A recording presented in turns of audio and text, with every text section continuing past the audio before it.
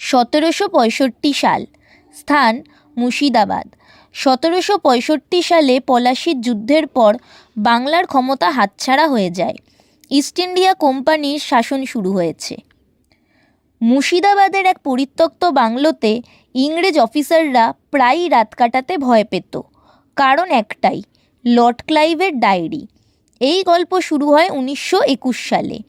কলকাতা বিশ্ববিদ্যালয়ের ইতিহাস বিভাগের ছাত্র অনির্বাণ দত্ত একটি পুরনো নথি সংগ্রহ করতে মুর্শিদাবাদের সেই বাংলোয় যায়।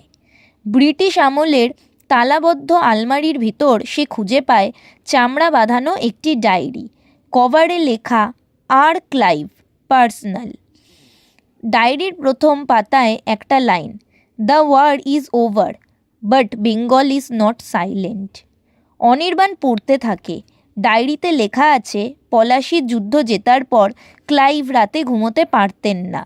প্রতিদিন রাত ঠিক 2:30-এ তার ঘরে শোনা যেত পায়ের শব্দ। ডায়েরিতে আরও লেখা, বাংলার কোষাগার লুটের পর ক্লাইভ দেখতেন একজন বাঙালি দেওয়ান রক্তমাখা পোশাকে দাঁড়িয়ে আছে।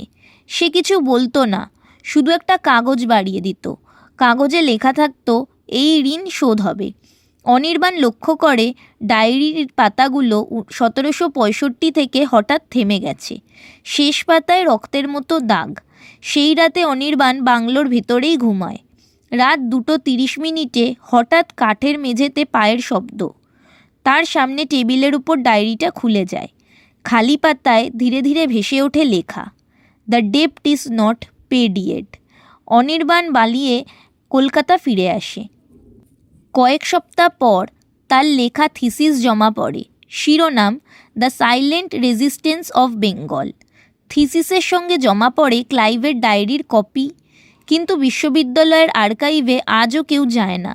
এই ডায়েরি অনির্বাণ কোথা থেকে পেয়েছিল?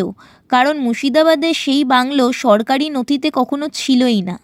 ইতিহাস বলে রবার্ট ক্লাইভ আত্মহত্যা করেছিলেন, কিন্তু বাংলার ইতিহাস বলে কিছু ঋণ মৃত্যুতেও শেষ হয় না।